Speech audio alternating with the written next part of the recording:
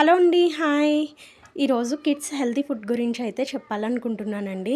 మన పిల్లలు యాక్టివ్ అయితే ఉంటున్నారు. కానీ వాళ్ళకి బ్రెయిన్ డెవలప్‌మెంట్ అయితే ఉండట్లేదు. ఎడ్యుకేషన్ పరంగా అయితే అస్సలు ఉండట్లేదు. ఎందువల్ల? మనం ఇచ్చే ఫుడ్ వాళ్ళకి సరైన రీతిలో లేదు. అందుకోసం మొదటిగా ఫ్రూట్స్ అన్నవి ఇవ్వండి. ఇది సహజ శక్తినిస్తాయి. విటమిన్‌లు ఎక్కువుంటాయి. నెక్స్ట్ వెజిటబుల్స్‌లో కూడా క్యారెట్, బీట్రూట్, పాలకూర, టొమాటో, పొటాటో ఇవ్వండి. ఇందులో ఫైబర్, విటమిన్స్, మినరల్స్ ఎక్కువగా ఉంటాయి.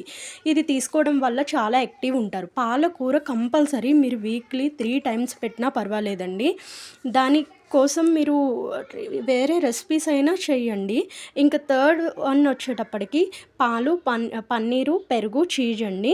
ఇవి ఇవ్వటం వల్ల కూడా వీళ్ళకి చాలా అంటే ఎముకలు బలాన్నిస్తాయి. కాల్షియం ఎక్కువగా ఉంటుంది. వీళ్ళు ఎక్కువ ఆటలాడినా, వీళ్ళకి ఏమైనా దెబ్బలు తగిలినా కూడా వీళ్ళు తట్టుకునే శక్తి ఉంటుందండి. అండ్ కాల్షియం ఉండటం వల్ల వీళ్ళు యాక్టివ్ బాగా పెరుగుతుందనమాట. నీరసంగా, లేజీగా అయితే ఉండరు. ఇంకా నెక్స్ట్ వచ్చేటప్పటికి ప్రోటీన్స్ అండి.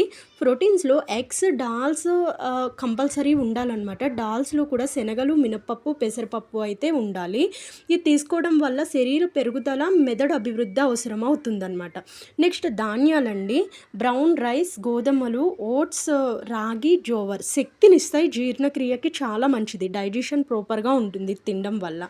మెయిన్‌లీ బ్రౌన్ రైస్ అలవాటు చేయండి పిల్లలకైతేని.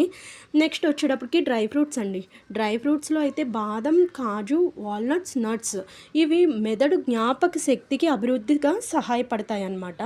మీకు కావాలంటే నేను 7 డేస్ కిడ్స్ హెల్తీ చార్ట్ అయితే ప్రిపేర్ చేసి చెప్తాను. మీరు కామెంట్‌లో నాకు చెప్తే నేను ఖచ్చితంగా మీకు ప్రిపేర్ చేసి అయితే నేను అందిస్తానండి. Thank you. Please subscribe.